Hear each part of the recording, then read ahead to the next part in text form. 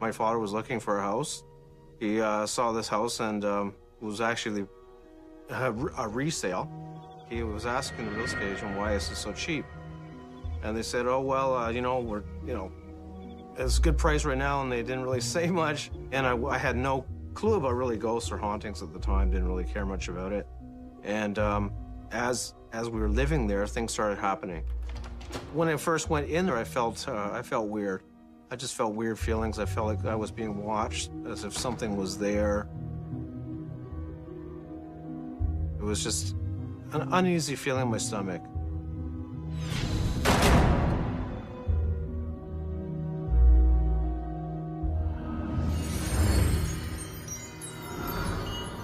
Everybody loves a good mystery, or do they? What if the mystery is a horror story, one that slowly unfolds before your very eyes? And what if it happens in a house that you're living in, but unable to move away from because you're a powerless kid and you don't get to make those decisions? Hello, I'm Lawrence Chow. Today in Ghostly Encounters, we meet Patrick Cross. Patrick's a grown man now, but when he was still a boy in middle school, his family moved into a house in the suburbs of Toronto. Patrick says it was a house with a dark and buried secret. It's the 1950s. Patrick's family moves in, and he gets his first inkling that there is something mysterious about his new home. However, Patrick has no idea just how disturbing and how terrifying that mystery will prove to be.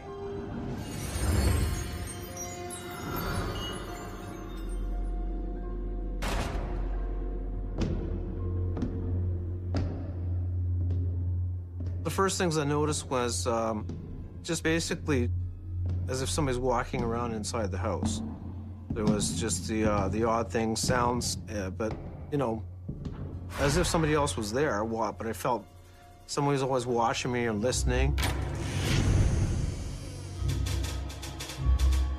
I didn't really know what it was because then I wasn't aware of much of the paranormal or the ghosts at the time. I just felt something was there. I'd hear screams in the house. I'd hear things in the basement being dragged.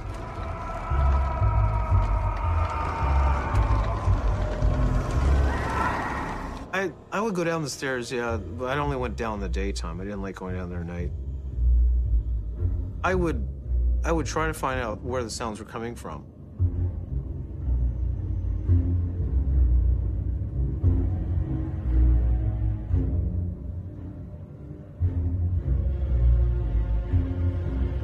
And there'd just be at the far end of the very end of the room, in the basement, I could just hear scraping, just something as if it was being dragged across the floor. I would look and there would be nothing there. It was like a chest being dragged, or furniture, really heavy furniture, and it was nothing there, and I just couldn't figure it out. And then it would stop, and then there would be these sounds, like as if something was chopping with an axe. Just chopping sounds, and it would echo in the room, but there was nothing there. Me being a kid, I was just starting to freak out, and we didn't know what was going on. And my father was a devout Christian, so he didn't really care too much what was happening at the time. And he said, oh yeah, the house is settling. That's his answer all the time.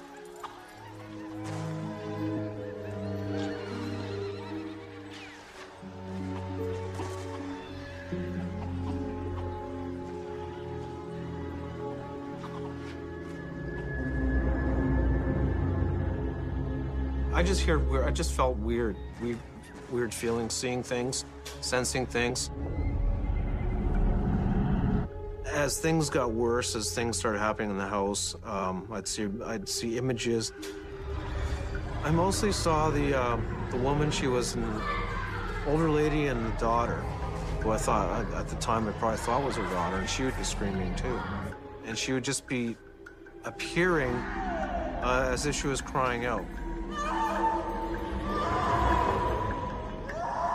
She'd be reaching out her hand, and I could see her hand just like it was bleeding, like there was blood all around it, but it wasn't defined.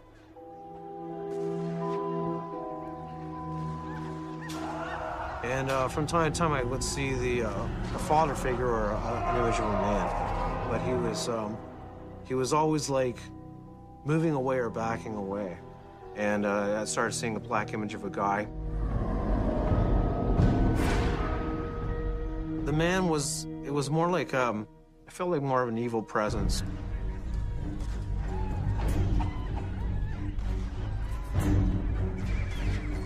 I was very uncomfortable. I would never like sitting in the basement or in the rec room, because you could just hear things walking around, moving around.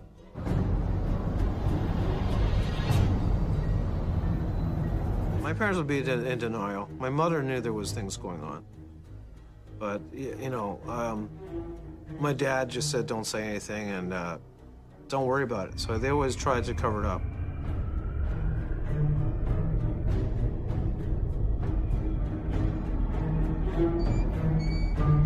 I'd go into the kitchen and I was gonna get something to eat from the fridge.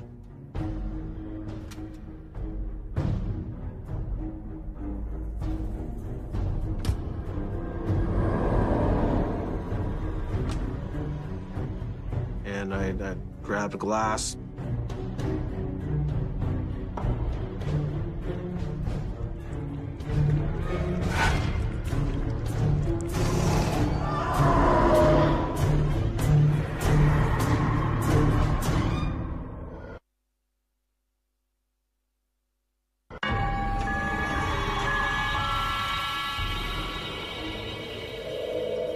I'd go into the kitchen and I was gonna get something to eat from the fridge.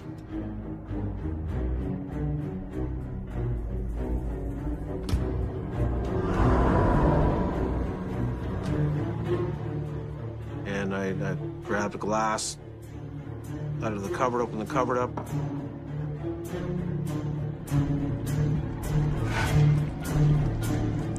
And there was just drips of this blood or this fluid coming off the cabinets.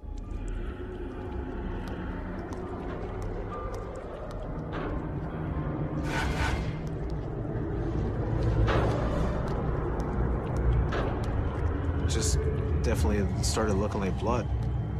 I didn't know where it was coming from. It was just like there was nothing, there was no source. There was nothing. I thought, well, maybe there was something on the cupboard or something. I just didn't know what to do. I couldn't handle it. So that's it. I'm out of here, I just didn't want to go back in the kitchen.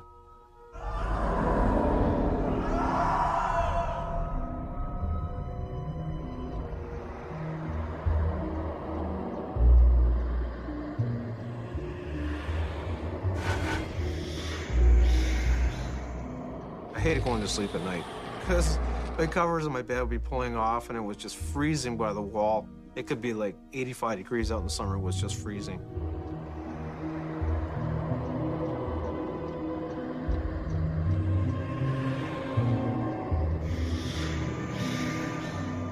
About a half an hour after I slept or started sleeping, I'd feel the covers were coming off me.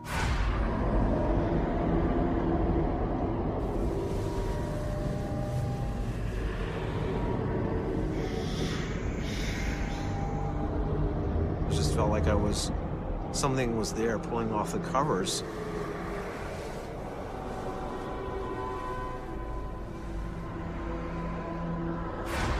And it was just making me even colder. It was just like something freezing cold was touching me.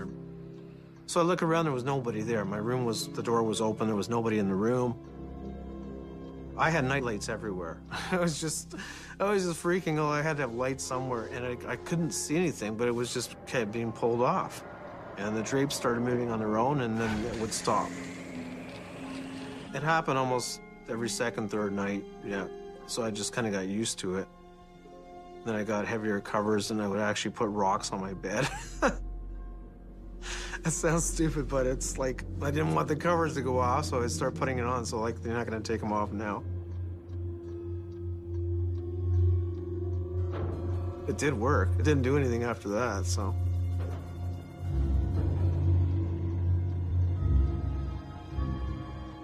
I think the worst thing for me as a kid was we had these wooden closets and, of course, the wooden doors. So I definitely closed the door when I went to bed.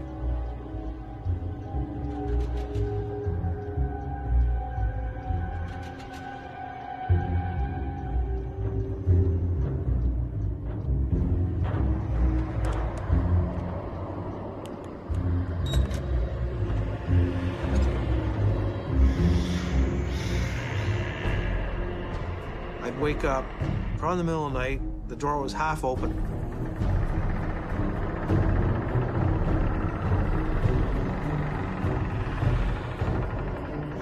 I could see his little red eyes staring at me, and it was just, that's it.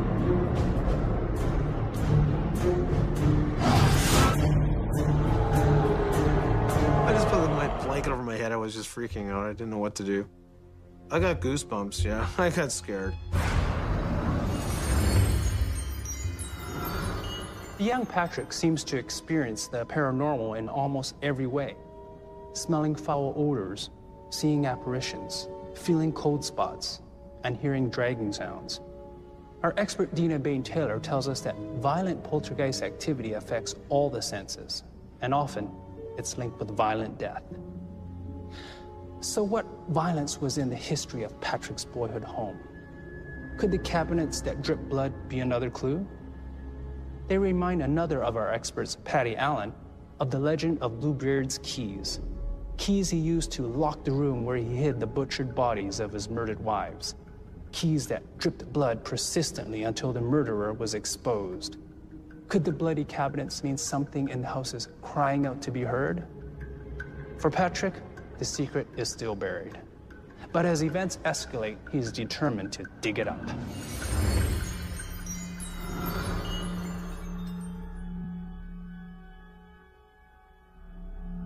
I was in my bedroom, and I'd be listening to music, and I'd come out and I'd hear there was music playing.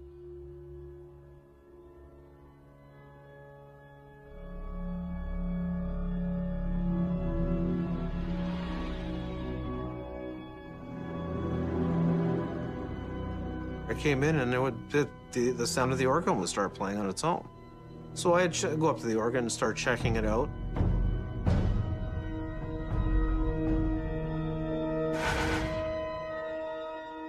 Saying, well, where's the sound coming from? It's, you know, something's playing it. It's just, you can't just play an organ. And it was just bizarre. It was like, almost like just odd sounds, odd music notes. So it just freaked me right out. It sounded like funeral music for sure. And it was unplugged, and I thought, that's it. That was just bizarre. How it can play on its own and make all these sounds.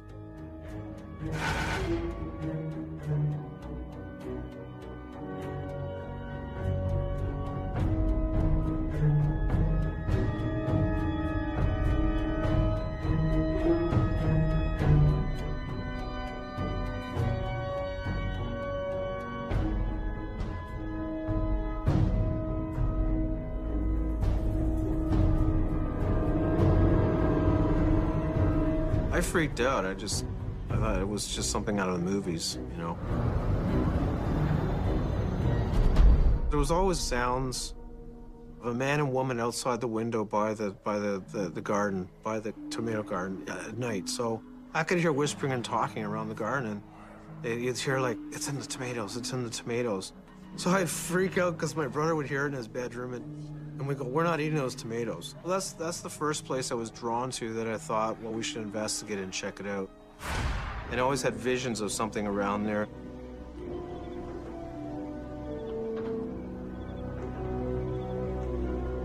I got brave one weekend and started digging on the garden side.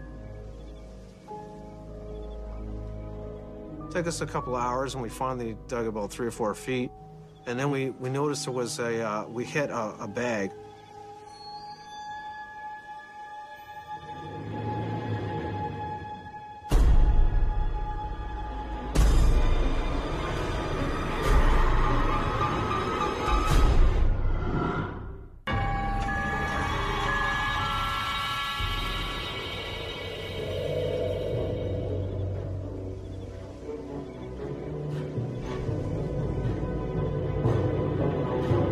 I got brave one weekend and started digging on the garden side. Took us a couple hours, and we finally dug about 3 or 4 feet. And then we noticed there was we hit a bag.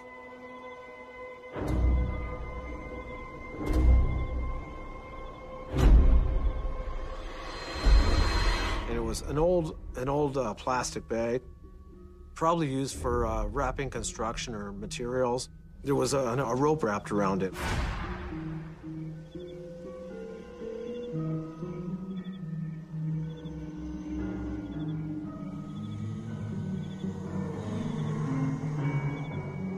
And it was all red and bloody inside. We looked at it, we were just freaking out looking at this bag.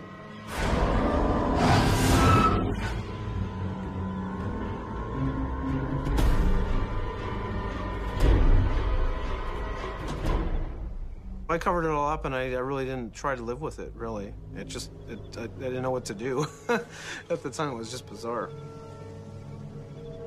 Never told my parents because they thought we were crazy at the same time anyways. Because a lot of the things were going on, my dad always thought this is you're nuts and that's it, but he saw things too. So, I mean, you know, he couldn't, every time I told him that, he never acknowledged it, so. I didn't want to tell him about the things in the side of the house.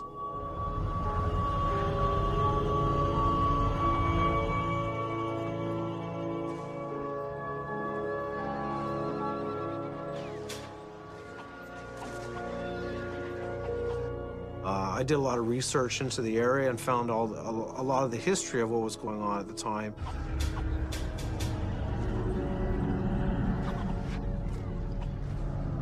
And found out the family previous, who had lived there for a short time, for about 6 months, known as the Barrett family. The son was, I guess, dating this girl in the area.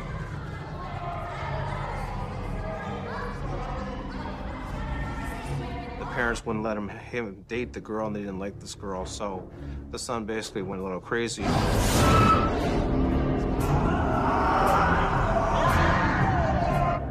Killed the girl and killed his parents and basically chopped up all the bodies around the house. And apparently did found the axe, so he went insane basically. I'm sure it happened in the basement and that they were killed and they were put into the chest and dragged across the floor up to upstairs. In the 50s and 60s, you know, nobody really could disclose about things, or they kept things shut up about when people were killed or murdered and stuff like that, especially in houses. That was my first experience with ghosts, so feeling that there was something there and moving around and actually things happening, because when you're a kid, you just grow up and you think, you know, you're trying to do everything else a kid does, and then when you start seeing things going on, it makes you wonder for sure.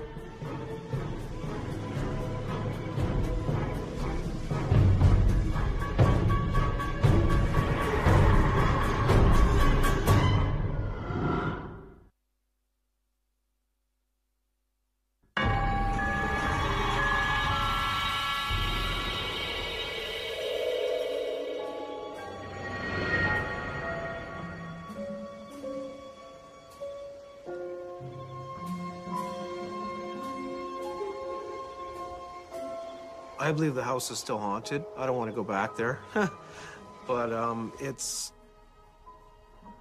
interesting because it's still going on.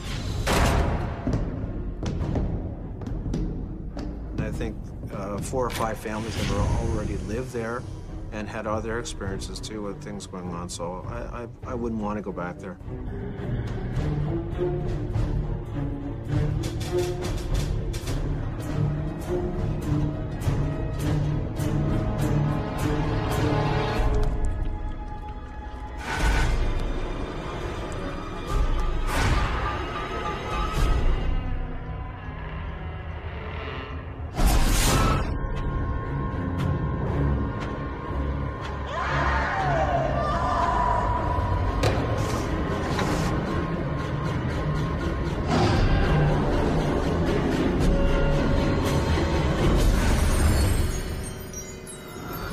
Patrick confronts his fear of the house by literally digging up its terrible secret. But he says that didn't stop the ghostly activity.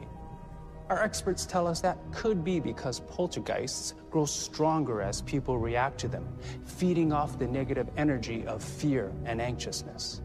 An axe-murdering ghost would definitely thrive on a steady diet of terror. Poltergeists follow a pattern that is evident in Patrick's story. They start small, with events that might be taken as coincidence, like Patrick's feeling of being watched. If they don't get a reaction, the activity increases until they rouse enough fear to make them stronger. When Patrick's father shut his eyes and refused to react, he may have unwittingly encouraged a ghost to get worse. Patrick certainly believes it did get worse, bad enough to make him happy he never had to return to the house after his family sold it. I think I'm a stronger person, and I'm also, it opened up a lot of things facing my fears. So I became more, not just sitting back and letting things happen, but going and finding out and investigating and facing things head on. So it was a good learning experience to face your fears.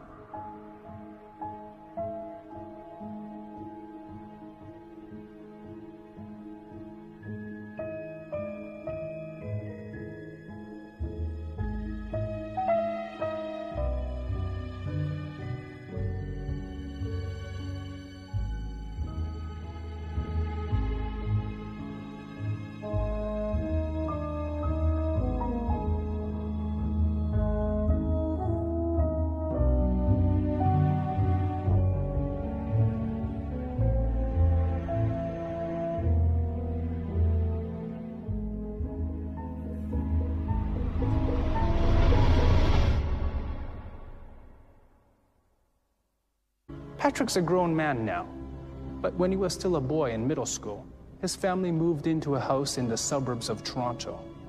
Patrick says it was a house with a dark and buried secret. It's the 1950s. Patrick's family moves in, and he gets his first inkling that there is something mysterious about his new home. However, Patrick has no idea just how disturbing and how terrifying. Everybody loves a good mystery, or do they? What if the mystery is a horror story, one that slowly unfolds before your very eyes?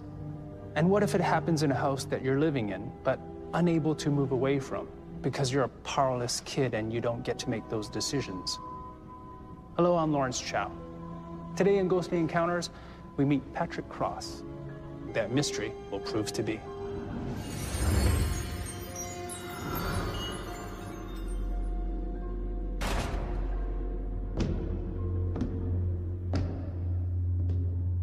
The first things I noticed was just basically as if somebody's walking around inside the house. There was just the odd things, sounds, but, as if somebody else was.